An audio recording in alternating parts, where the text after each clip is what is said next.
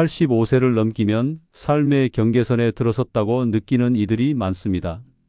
하지만 진짜 문제는 나이가 아니라 그 나이에 무의식적으로 반복되는 치명적인 생활 습관입니다. 그 무엇보다 조용히 그러나 무섭게 생명을 갉아먹는 건 바로 작은 행동 하나, 사소한 태도 하나입니다. 이 정도는 괜찮겠지라는 안일함이 결국 수명을 확 줄여버리는 결정타가 될 수 있습니다. 오래 사는 비밀은 특별한 약도 고급 병원도 아닌 일상 속 독처럼 숨어 있는 진짜 이유를 알아차리는 것에서 시작됩니다. 구독과 좋아요는 무료입니다. 85세 이후 오래 못 사는 첫 번째 진짜 이유는 무기력한 하루를 보내며 활동량이 부족한 생활 때문입니다. 아침에 눈을 떴지만 일어날 이유가 없습니다. 밥은 대충 챙겨 먹고 그저 방 안에 앉아 TV만 바라보다가 하루를 마칩니다. 걷는 시간은 화장실을 다녀오는 정도, 손을 움직이는 건 리모컨을 조작할 때뿐입니다. 이런 무기력한 일상은 단순한 게으름이 아닙니다. 이건 신체 기능의 퇴화를 가속화하는 생명력 파괴 루틴입니다. 85세를 넘기기 힘들게 만드는 가장 치명적인 생활 습관 중 하나입니다. 노년기에 활동량이 부족하다는 것은 곧 몸의 모든 시스템이 정지 상태에 가까워지고 있다는 신호입니다. 근육은 사용하지 않으면 빠르게 위축됩니다. 일어나서 걷지 않으면 다리 근육이 사라지고 앉아서만 생활하면 혈액순환이 느려지며 결국 심장과 폐, 뇌의 기능까지 줄줄이 무너지기 시작합니다. 노인의 체력은 눈 깜짝할 사이에 떨어지며 한번 떨어진 기초 체력은 다시 회복되기 매우 어렵습니다. 움직이지 않는 노년의 몸은 곧 만성질환의 온상이 됩니다. 혈당 조절이 무너지고 체내 염증 수치가 올라가며 뇌혈류가 떨어져 인지 기능 저하와 치매 위험이 폭발적으로 증가합니다. 몸을 움직이지 않으면 식욕도 떨어지고 영양 섭취도 불균형해져 면역력은 더더욱 약해집니다. 결국 사소한 감기 하나도 치명적인 폐렴으로 이어질 수 있고 낙상 한 번에 평생을 침대에서 보내게 되는 상황도 발생합니다. 무기력한 생활은 정신 건강에도 끔찍한 영향을 줍니다. 신체 활동이 줄면 뇌의 도파민 분비가 감소해 우울증과 불안감, 무기력증이 심화됩니다. 사람들과의 소통이 단절되고 외출이 줄며 감정 표현은 차단됩니다. 그 결과 자아 존중감은 바닥을 치고 생애 의지까지 잃어가며 삶에 대한 흥미를 잃는 조용한 사망 선고로 이어질 수 있습니다. 활동량이 부족한 삶을 오래 지속하면 근육은 종이장처럼 약해지고 뼈는 썩은 나무처럼 부서지며 결국 누군가의 도움이 없이는 한 발자국도 움직일 수 없는 상태가 됩니다. 몸이 움직이지 않으면 마음도 정체되고 삶 전체가 점점 닫혀갑니다. 무기력은 노화가 아닌 조기 사망을 부르는 습관성 질병입니다. 이 문제의 해결책은 단순하면서도 명확합니다. 매일 조금씩 의도적으로 움직여야 합니다. 걷는 것, 스트레칭하는 것, 창밖을 바라보며 몸을 일으키는 것, 작은 활동이라도 반복하면 신체는 반응합니다. 5분 걷기가 10분이 되고 10분이 30분이 되면 그 속에서 생명력은 되살아나고 근육과 장기는 다시 살아 움직이기 시작합니다. 활동은 곧 생명입니다. 인천에 사는 86세의 윤모 할머니는 한때 완전히 무기력에 빠져 지냈습니다. 코로나 시기를 지나면서 외출을 꺼리게 되었고 하루 종일 누워 있거나 TV 앞에 앉아 있는 시간이 일상이 되었습니다. 그 결과는 끔찍했습니다. 다리에 힘이 빠져 걷는 것이 불편해졌고 체중은 급격히 줄며 식욕은 사라지고 기억력도 흐려졌습니다. 딸의 강한 권유로 가까운 노인복지관의 건강 프로그램에 등록하게 된 것이 인생의 전환점이었습니다. 처음엔 힘들다고 투덜대던 할머니는 일주일에 3번 걷기 모임과 가벼운 스트레칭, 요가 프로그램에 참여하면서 점차 활기를 되찾기 시작했습니다. 특히 아침마다 모이는 10분 산책은 기상 알람처럼 할머니의 하루를 열었습니다. 몇 달 후 할머니는 집에서 간단한 반찬도 다시 하기 시작했고 손주에게 할미 다리 힘 좀 봐, 단단하지? 하며 웃을 만큼 자신감을 되찾았습니다. 요즘은 매주 친구들과 마당에서 배드민턴을 치며 아직 죽긴 멀었다는 유쾌한 농담까지 날립니다. 이처럼 무기력한 하루는 몸을 죽이는 하루입니다. 85세 이후에도 건강하게 살고 싶다면 지금 바로 몸을 일으켜야 합니다. 누워서 보내는 시간은 곧 수명을 깎는 시간입니다. 앉아만 있는 하루는 뇌를 정지시키는 하루입니다. 작은 움직임 하나가 생명을 다시 뛰게 합니다. 오늘 당신은 일어섰습니까? 아니면 누워 있습니까? 그 차이가 바로 오래 사느냐 마느냐의 갈림길입니다. 85세 이후 오래 못 사는 진짜 이유 중 두 번째는 지방을 완전히 피하려는 잘못된 식단 때문입니다. 많은 사람들이 기름은 건강의 적이라며 식탁에서 지방을 몰아내곤 합니다. 삼겹살은 피하고 계란은 흰자만 먹고 오일은 거의 쓰지 않으려 애쓰며 이제는 무지방 시대야라고 자신 있게 말합니다. 하지만 이런 잘못된 믿음은 노년기의 생명 연장을 스스로 차단하는 자해 행위와도 같습니다. 지방을 무조건적으로 피하는 식단은 85세 이후 급속히 건강이 무너지고 오래 살기 어려운 결정적 이유가 됩니다. 지방은 단순히 살을 찌우는 해로운 성분이 아닙니다. 오히려 건강한 지방은 호르몬 생성, 세포막 유지, 뇌 기능 유지, 지용성 비타민 흡수에 반드시 필요한 생존 영양소입니다. 노년기에 들어서면 체내 에너지 생산 능력이 줄고 장기 기능이 저하되기 때문에 지방의 역할은 더 중요해집니다. 그런데 지방을 완전히 제거한 식단을 유지하면 몸속 곳곳에서 심각한 결핍 사태가 발생하게 됩니다. 먼저 지방 부족은 뇌 기능에 직격탄을 날립니다. 뇌는 60% 이상이 지방으로 이루어져 있습니다.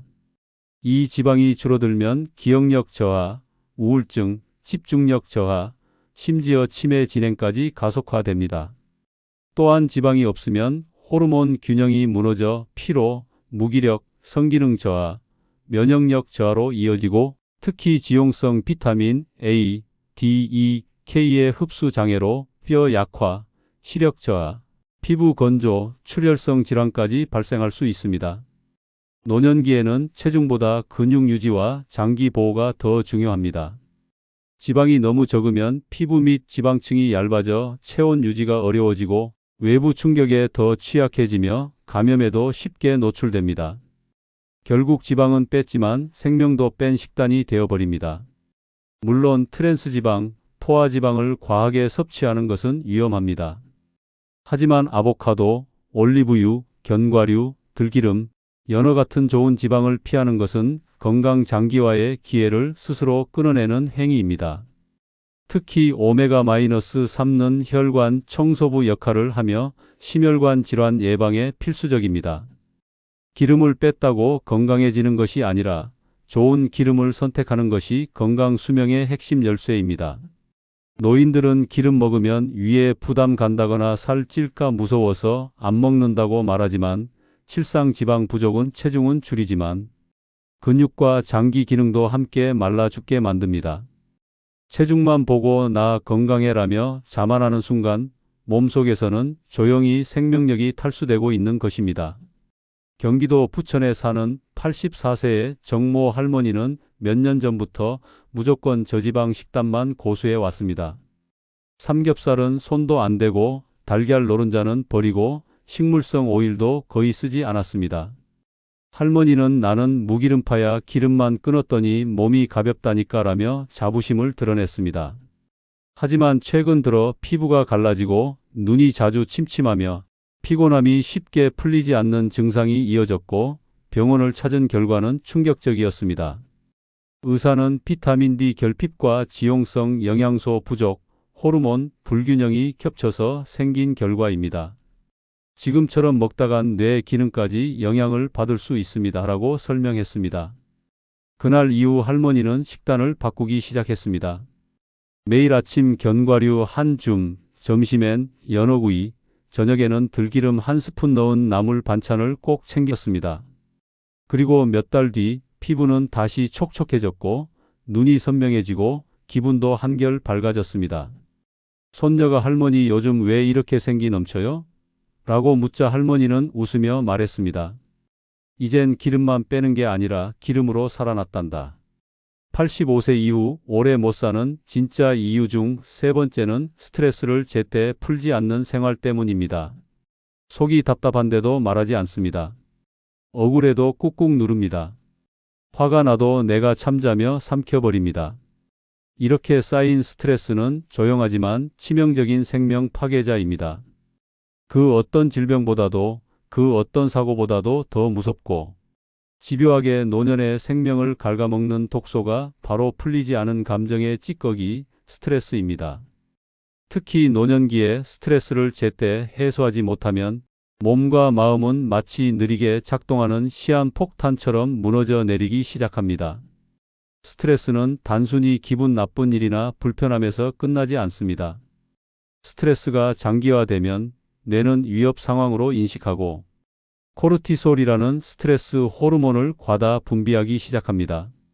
이 호르몬은 단기적으로는 몸을 보호하지만 지속되면 면역 기능을 약화시키고 염증 반응을 촉진하며 혈압과 혈당을 상승시켜 몸 전체를 병들게 만듭니다.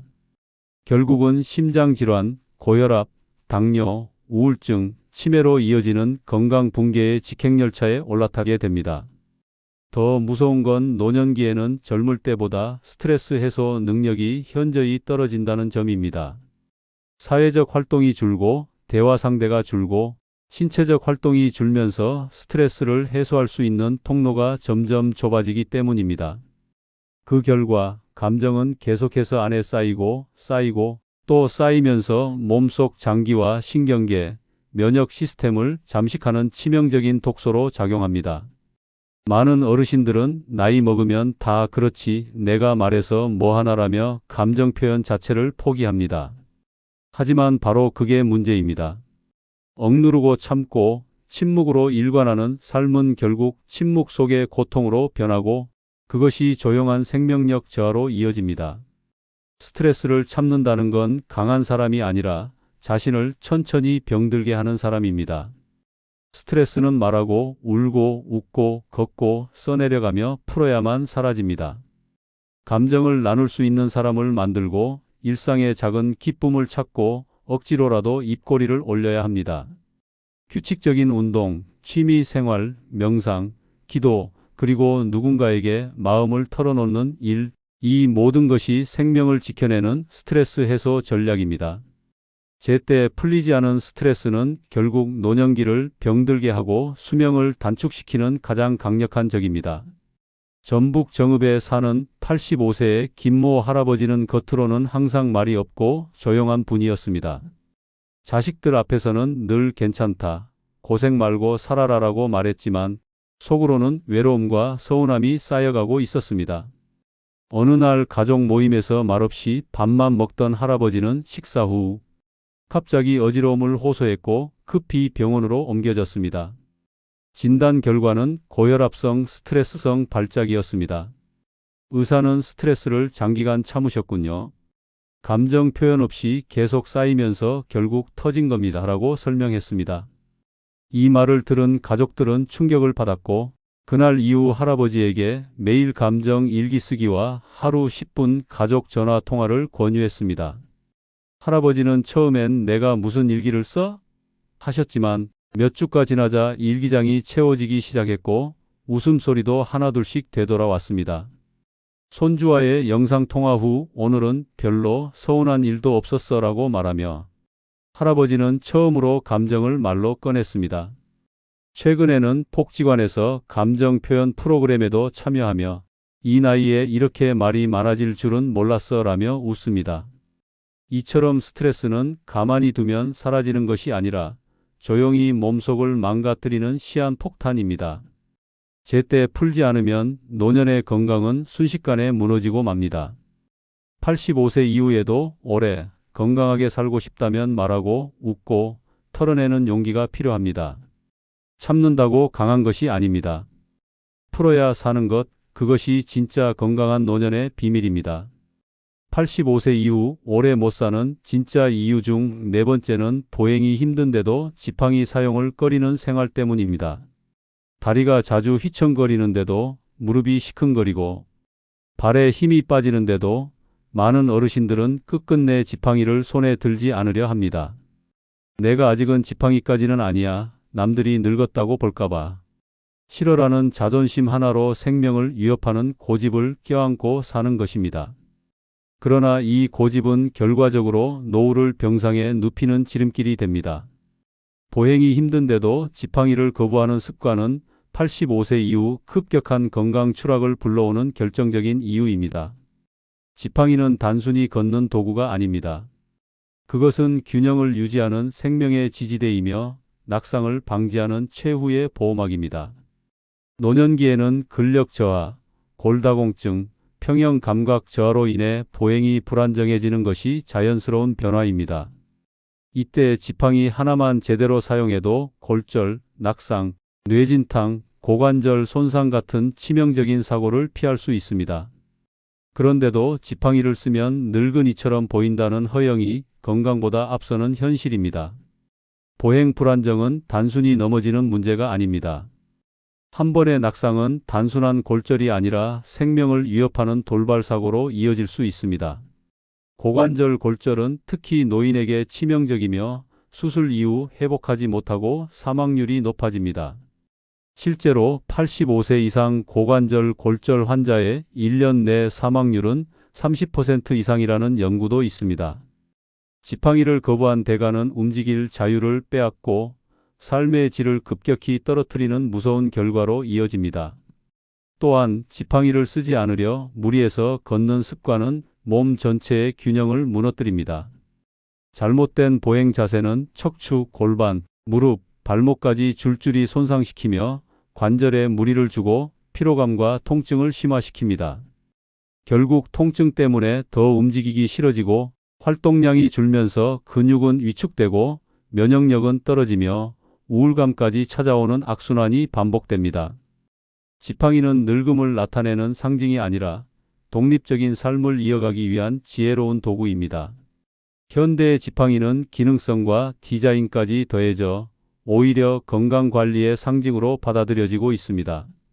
제대로 된 지팡이 사용은 허리 부담을 줄이고 보폭을 일정하게 유지하게 하며 낙상을 방지하고 자신감을 회복시켜 줍니다.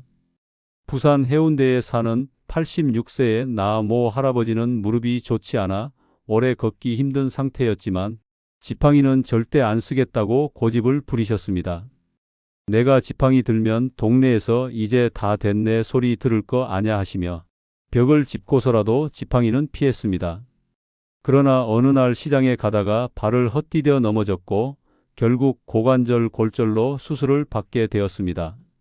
병원에 누워있던 할아버지는 수술 후 회복이 더뎌지자 점점 기력이 떨어졌고 손녀가 할아버지 이제 지팡이 써요. 제발요라고 울먹이며 말한 순간 드디어 마음을 바꾸었습니다. 재활치료와 함께 지팡이 사용법을 배우고 전문가가 권한 맞춤형 지팡이를 들기 시작한 후 할아버지는 다시 하루 30분씩 동네를 산책하는 일상으로 돌아갔습니다. 요즘은 손녀 친구들이 할아버지 지팡이 멋있어요. 어디서 샀어요? 라고 물으면 이건 나의 인생 지킴이야 라며 자랑도 하십니다. 오히려 지팡이 덕분에 자신감을 되찾고 움직이는 삶을 이어갈 수 있게 된 것입니다. 이처럼 지팡이를 거부하는 건 노화를 늦추는 게 아니라 노화로 인한 사고를 앞당기는 어리석은 선택입니다. 85세 이후 건강하고 오래 살고 싶다면 지팡이를 손에 들고 당당하게 걷는 삶이 필요합니다. 그것은 당신의 약함을 드러내는 것이 아니라 당신의 삶을 지켜내는 용기 있는 선택입니다. 늙었다고 포기하지 말고 지팡이를 통해 당신의 다음 인생 걸음을 안전하게 이어가야 할 때입니다. 85세 이후 오래 못 사는 진짜 이유 중 5번째는 스스로를 소중히 여기지 않는 태도 때문입니다. 이 나이에 뭘 더 바래? 나는 이제 필요 없는 존재야. 누가 신경이나 써주나라는 말을 습관처럼 내뱉고 있다면 지금 당신은 자신의 생명을 스스로 포기하는 가장 위험한 길 위에 있는 것입니다. 나이 들수록 가장 치명적인 병은 고혈압도 당뇨도 아닙니다. 바로 자신을 향한 무관심과 무가치감입니다. 스스로를 소중히 여기지 않는 태도는 85세 이후 급격한 건강 악화와 생명 단축의 결정적 요인입니다. 사람은 누구나 사랑받고 싶은 존재입니다.